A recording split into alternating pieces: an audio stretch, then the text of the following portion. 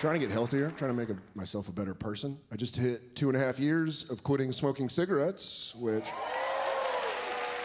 Thank you, but no. Like, did someone boo that? Was the fucking Marlboro Man here? Why would you boo that? Big tobacco in the second balcony.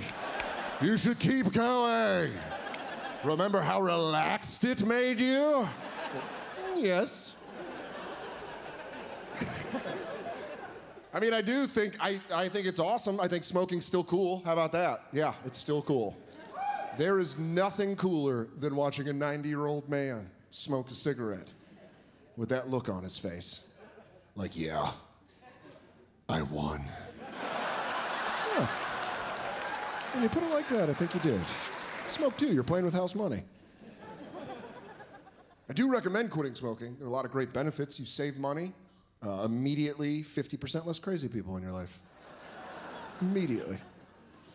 Because when you smoke cigarettes in any city and you go outside and light one up, you might as well just shoot a fucking flare into the sky that tells every drunk and insane person you feel like having a conversation. That little orange ember becomes like a lighthouse for the mentally ill. They could be 5 blocks away taking a shit in a garbage can. They see you smoking, they're like, I'm gonna go talk to that guy. He needs a friend while he destroys himself. I still smoke weed, medicinally, strictly medicinally. I've got a chronic case of Netflix. No, that's not. You guys deserve a better joke than that, and I apologize. I just don't think weed's a drug. Personally, I don't view marijuana like it is a drug. I just don't think of it like that. And it's nice to be in the room with like-minded individuals. I travel a lot, and some cities I go to still view marijuana like it is a class 1 narcotic. If you think weed is a drug, you're adorable. You really are. Oh, you are the cutest thing ever. Do you also think voting for president matters? Okay. It doesn't. If you want to call marijuana a drug to stop children from doing it, fucking way on board with that. Absolutely. But I'm 32. Let me have this one. Have you smoked weed in your 30s? It's not that fun. It's not fun enough to call a drug. That I know for sure. To me, when you call something a drug, it means you're having a fucking blast while you're doing it. Maybe when I was a teenager, maybe with weed. Drink a bunch of beers, light up a joint. Like, where's this night gonna take me? I don't know. I'm getting high on drugs. Now at 32, I just wait till it gets late. Then I put on sweatpants. And I smoke and I get nervous for 3 hours. I don't think that's a drug. I don't think you could call... I don't think anyone's doing that in an abandoned warehouse, shirtless, listening to electric dance music. It's like, let the beat drop. You're like, please don't let anything drop. I'm so nervous. I think I was attracted, as a teenager smoking weed, I liked the recklessness of it. I kind of liked doing that. Like, you know, like, I would do dumb shit because of weed. I used to hotbox my car. It's very dumb. Me and 3 of my friends all smoking a blunt, like, no one roll down your windows. I want to breathe in this already exhaled weed smoke for the next 30 to 40 minutes as we listen to this Redman album.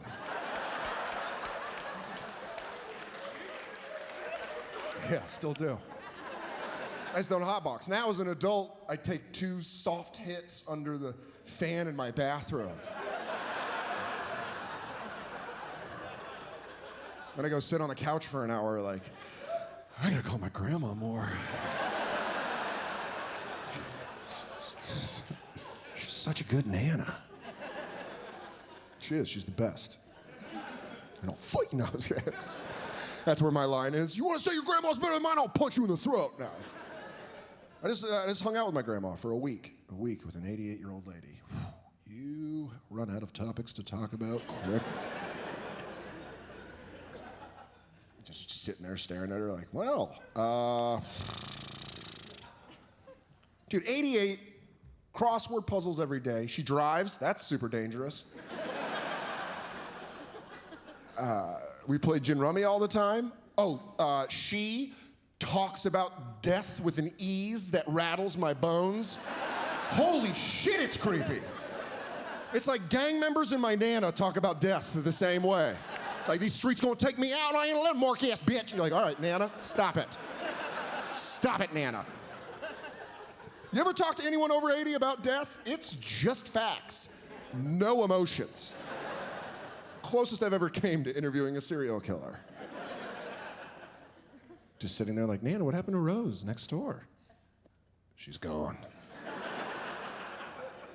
Did she move? You're never gonna find her. Did you kill Rose? She's like, Jen, oh, you sneaky bitch. Just so good at this game, Nana. I'm originally from Colorado. That's where I grew up. And, okay, one guy. I like altitude. Weed's legal there. That's a thing. Marijuana's completely, yeah, oh, look who comes to the party. Fucking burnouts, couple seconds late. No. Completely illegal. You can walk into a store in Colorado and buy pot with a debit card. Sounds great. On paper. Like communism.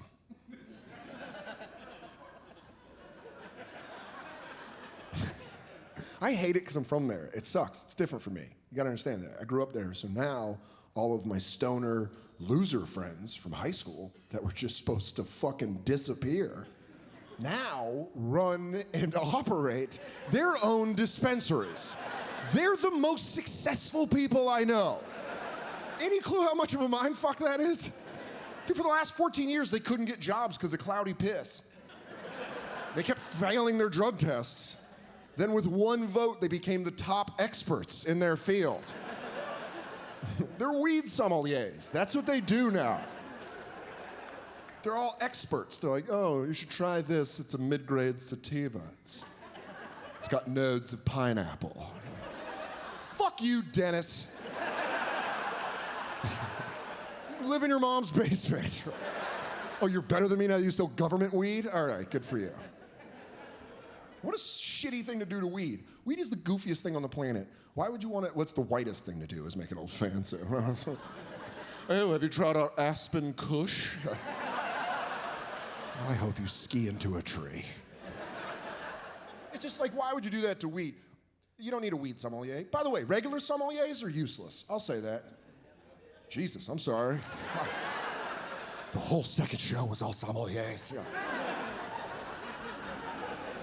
Foot in the mouth. Wine experts? It's an unnecessary thing. By the way, they're not even real waiters. They're not. They don't take sections. They're just there to judge you about not knowing anything about wine. They just talk shit right to your face. Walk up to the table like, what do you want to drink, common mouth? I don't know. Of course you don't. This is an old world Merlot. Pairs well with a nice cut of beef. Does it? You fancy alcoholic. Why don't you stop swirling that glass and call your kids, because they miss you.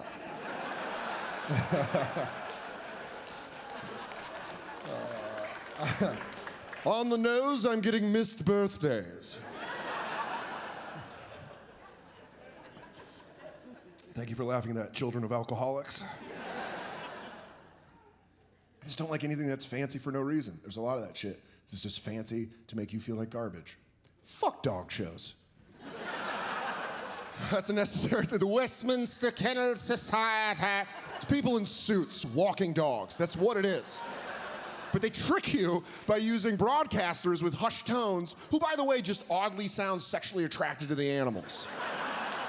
They're like, up next is, oh, that's a pure golden retriever. He's trying to fuck that dog. They always bring up the lineage of the animal like it's better than you. Because they know you're watching a dog show. They're like, this is Roscoe, a pure beagle who hails from 7 champions. No, he doesn't. I bet none of those dogs fought anybody.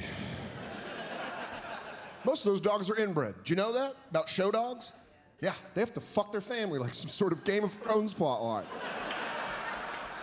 They're blue-blooded it, which humans don't do by the way, anymore. We're not doing that. But I guess if humans inbreed, it's hillbilly, but dogs do it and it's regal. It kind of does sound like I'm arguing for inbreeding. Like if you walked into the show right now, you're like, what the fuck is this guy talking about? I'm like, come on, yeah, I want to kiss you guys in. Maybe that's what we should do. Maybe we should just do a Westminster Hillbilly show. Just have a guy in a suit with a leash, and on the other end is some fat guy in overalls, just sweating, doing simple tasks. Just say, yeah, Obama's a terrorist. And they're like, oh. Is he pure Appalachian? I think he's 100% Ozark. You should check his genitals. If you can't tell, I clearly got high and watched one dog show. I was raised by a single mom. Yeah, sure. It's my mom. She's like, I know! Fuck, it was grueling! Fucking grueling! And I'm an only child, which is a weird relationship. It's like being raised by your roommate. Like now I'm an adult, so now my mom treats me like a friend who owes her money. That's the relationship. She's like, you want to get me back for 88? Talking about school supplies? I was 5. Single moms are like so tired all the time, and when you're an only child raised by a single mom, you learn pretty quickly that you're the reason she's so tired. You're like, oh, yep, all right, I'll go out back. Sorry about that. You just can't be like, single moms are busy. Like, they're legitimately very busy, tired people. Like, having a conversation with a single mom is like trying to order from a restaurant that's always closing. It's like, what? What do you want? What? What? Like, hamburger? And like, yeah, no, we're out, man. Come back tomorrow. What the fuck? Yeah, dude. You just can't, they're so tired, there's certain luxury. Like, I couldn't be afraid of ghosts. Like, that was a luxury in my house. Because my mom was so tired, Like if I ever went up to my mom and was like, I think there's a monster under my bed. She'd be like, I hope it just fucking eats you. I would love a free weekend to drink wine with Linda. And I was a weird kid. I had a ginormous head and a tiny body. I had this voice. I found a DVD of my cousin's 7th birthday party that my aunt took from a tape and put it on a DVD, and I watched it. And my little cousin's just playing pinball, and then I just trot into the shot, and I'm like, when the light goes off, it means you're done. I'm like, oh my God, that's a lifelong thing? What, did a witch curse my mom when she was pregnant? Your son will have the voice of thunder. In the head of a float.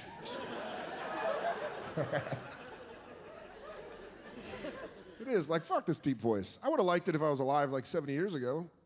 I could have been one of those groups where all I do is just go, boom, boom, boom. And some record exec's like, that guy's got talent. I'm like, oh. And I had that voice as a kid. For a single mom. My mom's just trying to catch some D on the weekend. I come bumbling down the hall like, nope, sorry, later.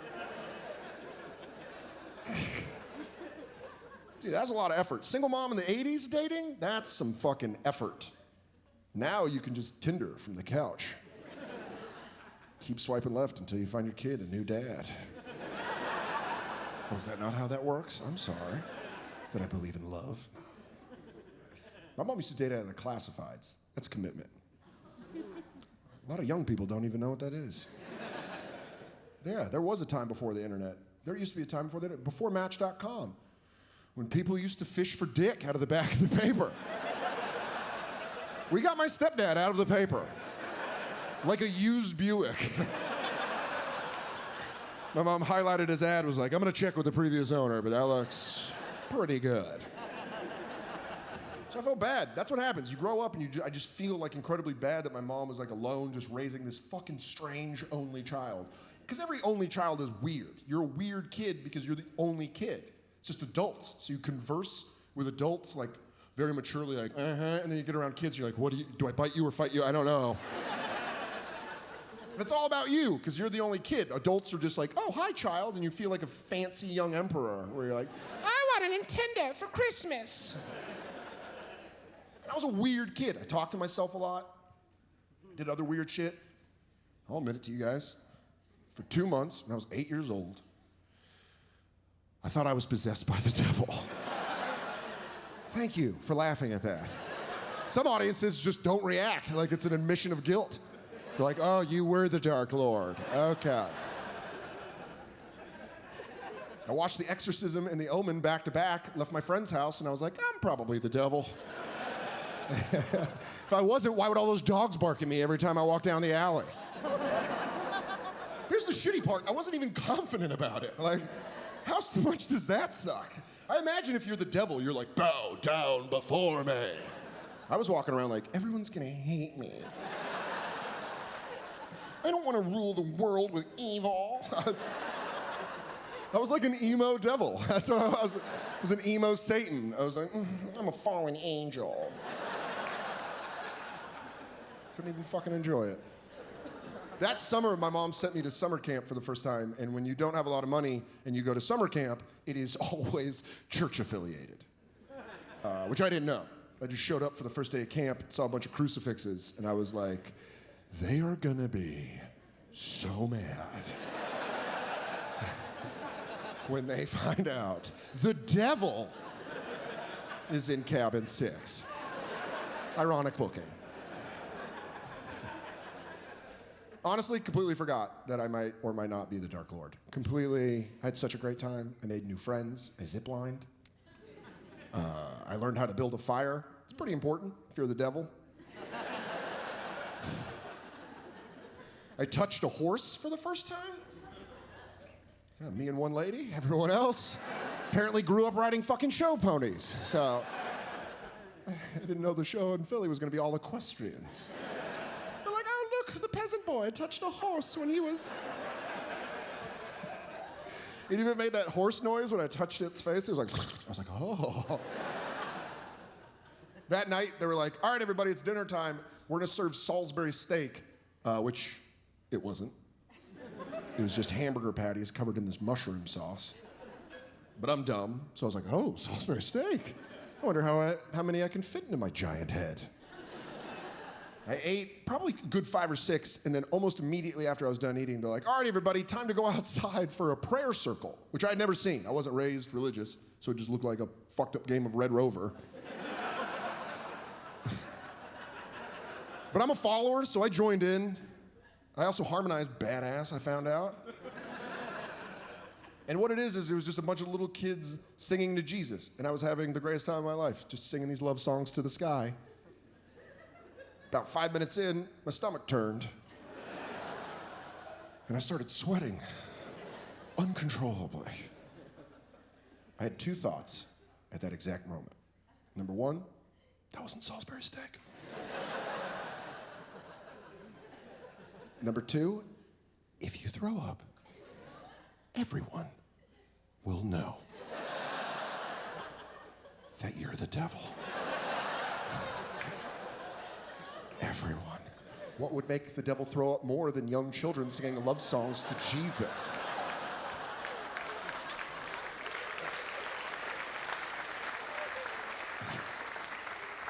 I'm sitting there fighting as hard as I can at 8 years old.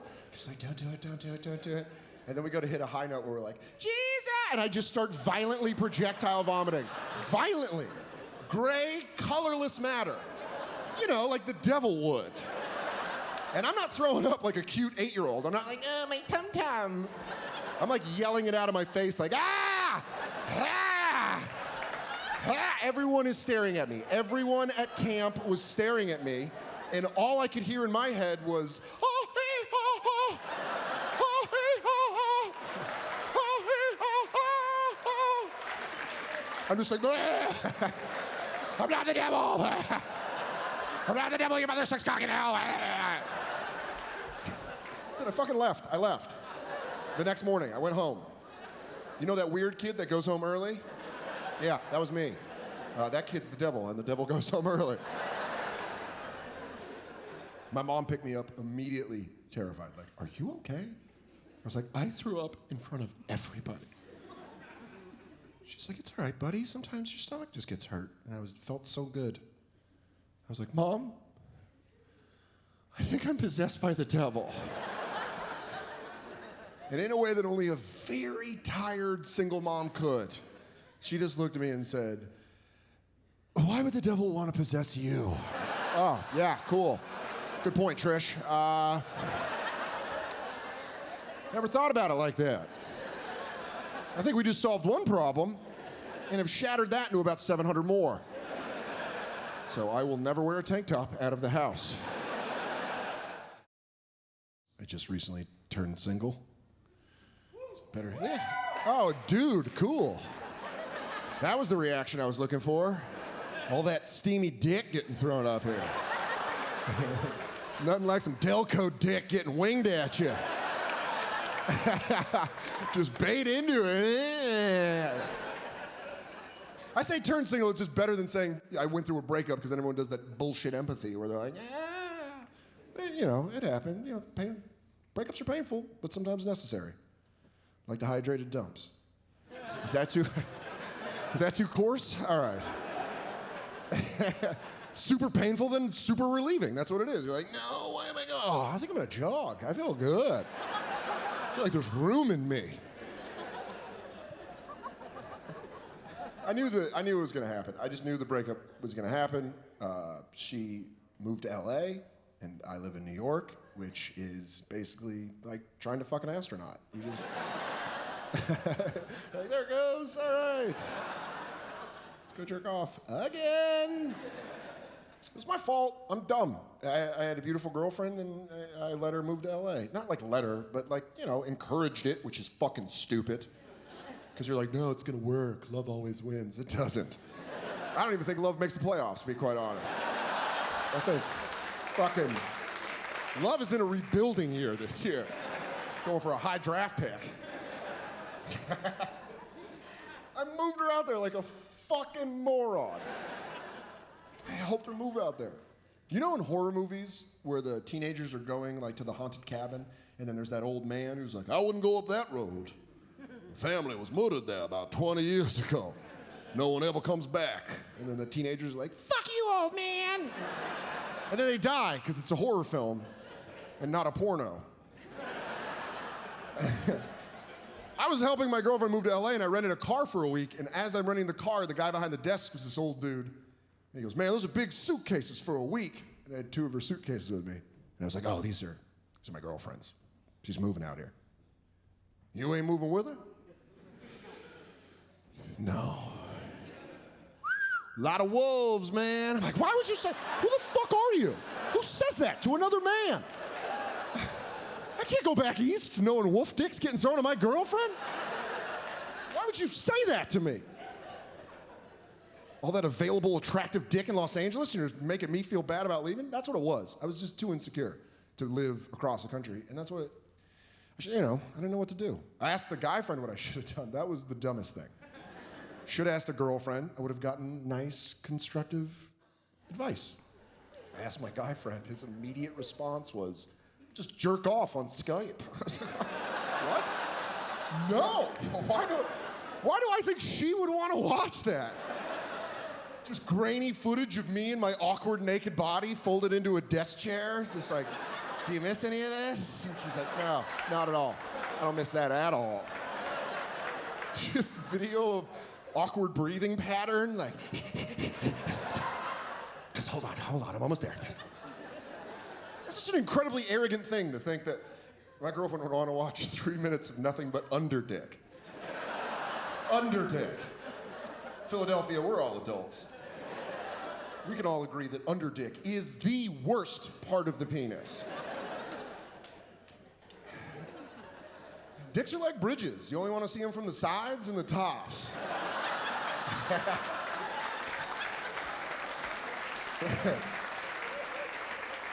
You see it and you're like, that's an impressive structure. Then you see it from the bottom and you're like, oh God, it's all support beams. That's a dick joke that only works in cities with bridges.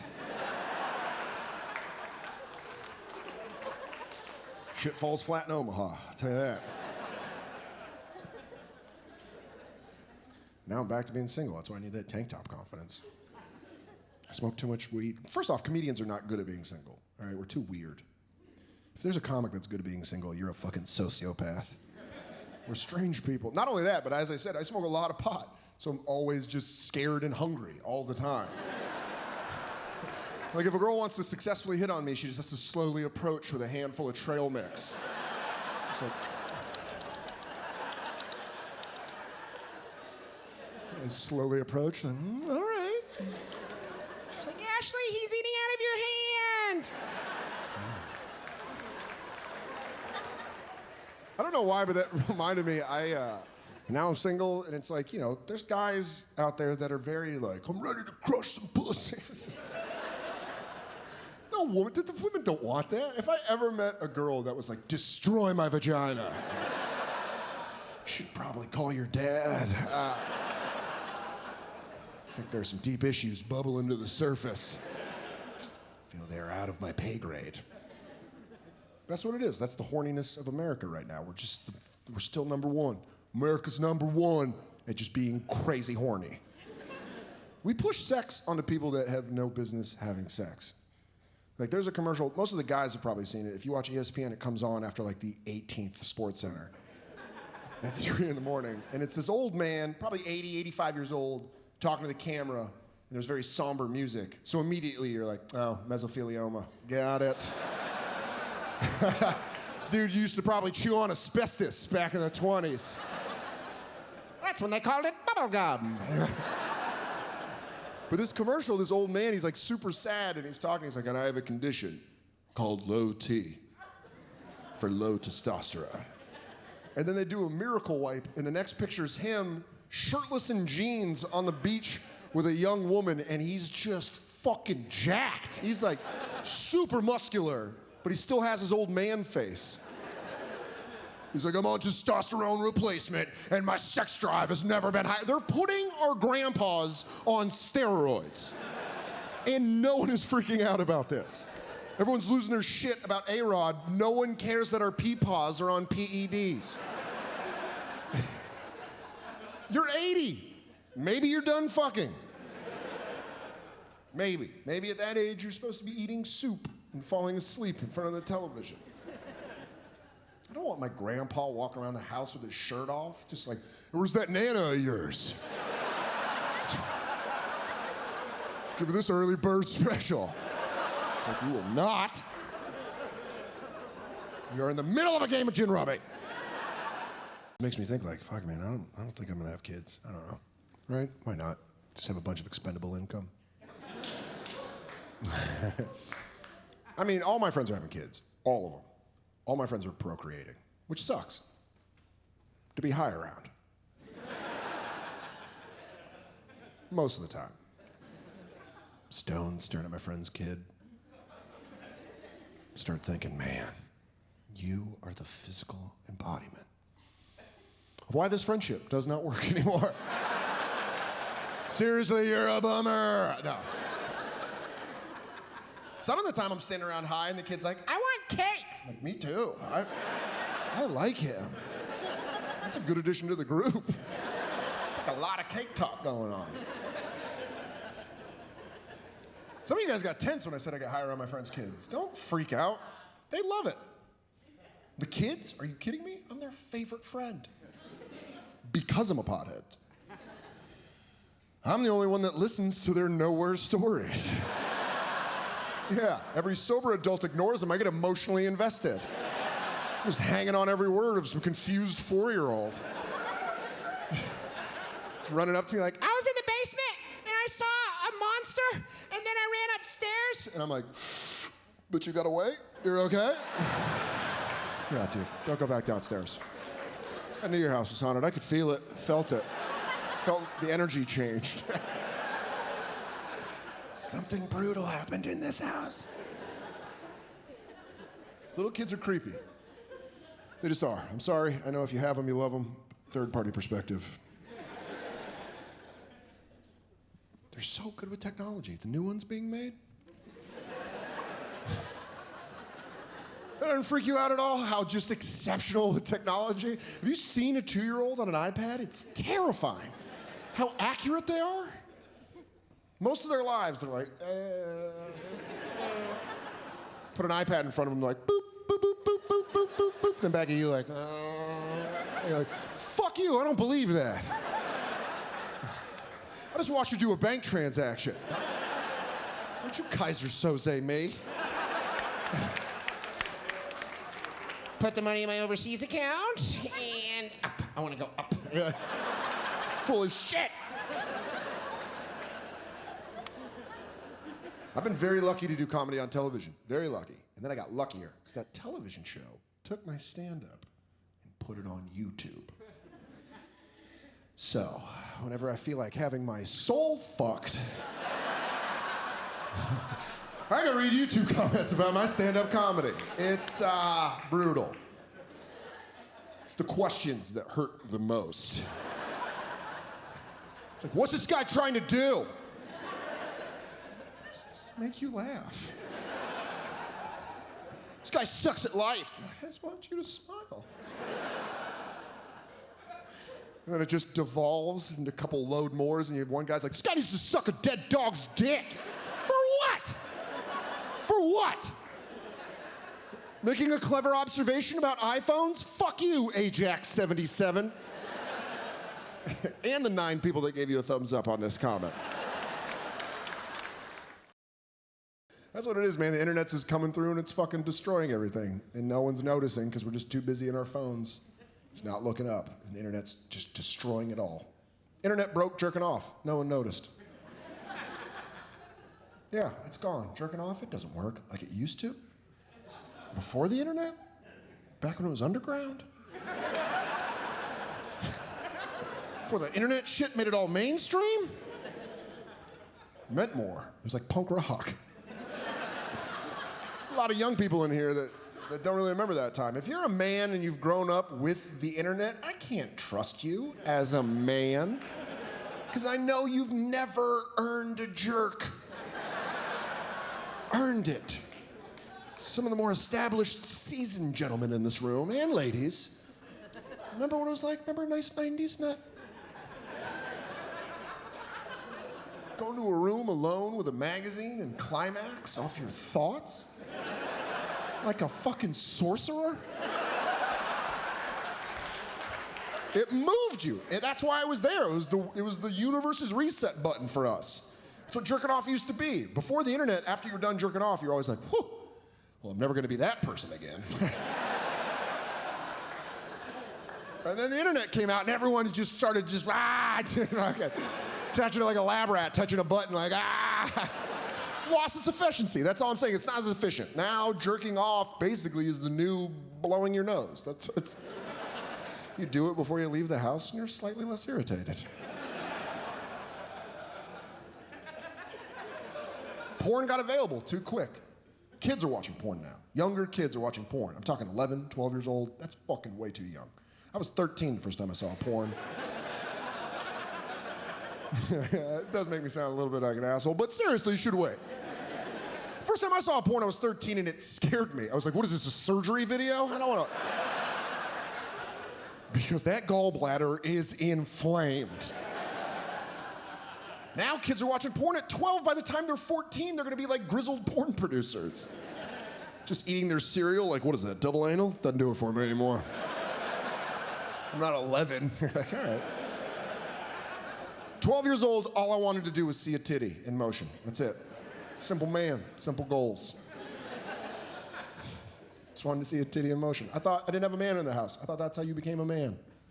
I thought you saw a titty in motion and you touched your dick and you're like, all right, now I drink coffee and I understand taxes. Probably start looking for my own home real soon. But it just wasn't available like that. Like, I had to wait for a free weekend of HBO. I didn't know when that was gonna happen. All of a sudden on Thursday, the channel worked. And I was like, well, this weekend took a turn. Go study the TV guide like I was on trial for murder. Looking for my alibi, like, Bikini Island, 3 a.m., that's where we'll strike. I sense a titty in that hour. Pull my sleeping bag into the living room and just wait. Just wait. Just start fighting sleep like I'm in some sort of jerk-off boot camp.